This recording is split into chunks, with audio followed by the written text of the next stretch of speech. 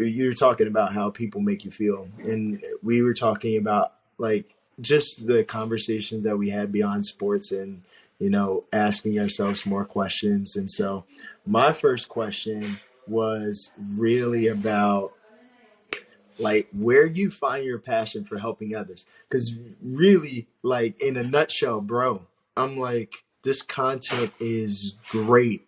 Like, for example, you remember I told you that I was reposting your stuff, and you reached out to me about somebody in my network was like, man, this resonated so well with me.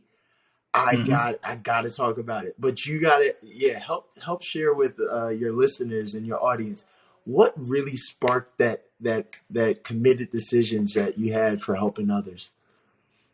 So let's start with the person we're talking about. Shout out to Jamie. She's been following my content recently because Greg's been resharing it on his IG stories. So she would see it on his stories and started following me, and I would notice the consistency of certain names that I didn't personally know, and I wasn't following her back at the time. And I just randomly DM'd her one day, and I just said, hey, just wanted to reach out and thank you for following my content, and just curious as to what inspired you to follow Beyond the Legacy. And then that's when she dropped your name, and she just said, I grew up with Greg and went to the same church. And I said, oh, small world, right? But like, you just never know who's looking at your content. And that's just one example of many, in terms of whether they find it through some algorithm where they are not related to any of our friends and they just randomly find my content, or it's been privately DM'd or pushed, Yeah. or it's on an IG story. Yep. My passion for helping others has truly been just in my DNA. I've always been the type of person that has been the connector, the server, the person that helps others. Hmm. I've been there for my family from day one, and still to this day. Like when we went through the pandemic, I was, getting the groceries for my parents. I was making sure they got to their doctor's appointments. I was the one keeping them safe. But even before the pandemic, people that know me personally, I was always doing that for my family, in terms of always being super connected, going to Costco with them or doing various things. But when I worked in sports, I was serving hundreds and hundreds and hundreds and near 1,000 of NBA legends, ABA legends, former Harlem Globetrotters, their spouses, their families. Like, we're talking about a who's who. So like for me that played basketball, to work in that professional space of the NBA alumni, it was called the National Basketball Retired Players Association.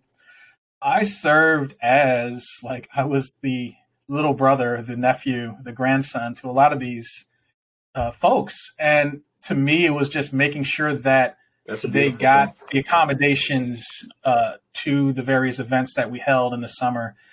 They were situated for All-Star Weekend. They were okay with their pension in case they needed some follow-up there with the NBA office. I was that person. So I was so used to serving.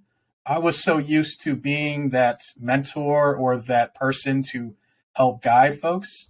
But it even goes back deeper. Growing up, I was more introverted, and I still am. So I'm always aware of what's around me. And the one thing that I've noticed growing up was I could be in a classroom and I can sort of say, I would get along with this person we probably have some challenges with, this person we definitely would vibe well with. But like, I knew that before they even opened their mouth and we met. Like, that's how it was for me in college. That's how it was for me in high school.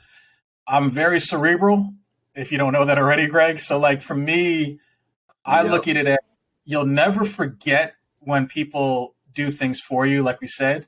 And I just feel a lot of the things that you see on Beyond the Legacy is related to content and things that we're all thinking, but we just either don't know how to articulate it, or we don't know how to solution it, or we don't know how to share it publicly. So I'm sharing a lot of self-reflections that people are like, oh, I'm thinking about that, or I'm dealing with that struggle, or man, I need to bump this to someone I know.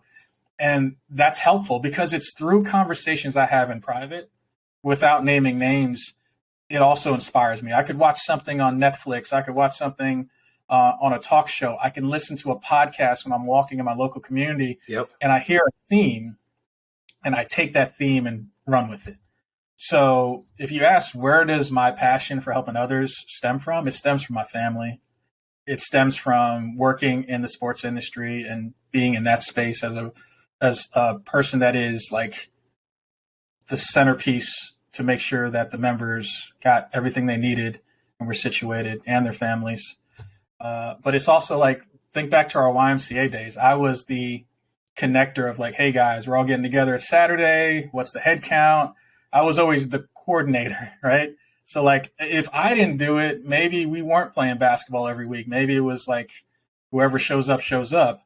And I remember one of our friends, Sean, he told me when I went out to All-Star Weekend one year, and I was away for a few days, like 6 days. I said, did you play basketball over the weekend when I got back? He goes, no. I said, well, why didn't you play basketball? Like, you guys, we play every Saturday. He goes, because you didn't organize it. And I said, oh, Yep.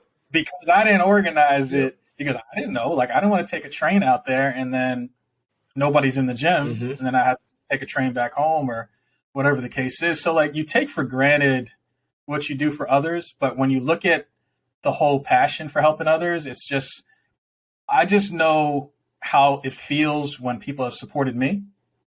And I like to return that love to people by sharing content. And that's why we're having this conversation, Greg. Like, this is why we're having this conversation, to share likable conversations like this with folks that can say, hey, you know what? I resonate with what those guys are talking about, or I can relate. Even if it's just 5 minutes of the 60 minutes of our conversation, they might just say this piece right here at 5 minutes and 2 seconds to 5 minutes and 56 seconds.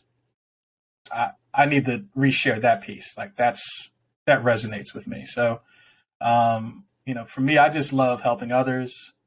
It's not about what you get back, because that's sort of, you're giving with kindness, with the expectation that no one's going to do anything in return. It's just more of providing value and love for people, because that's how you're going to be remembered. Exactly.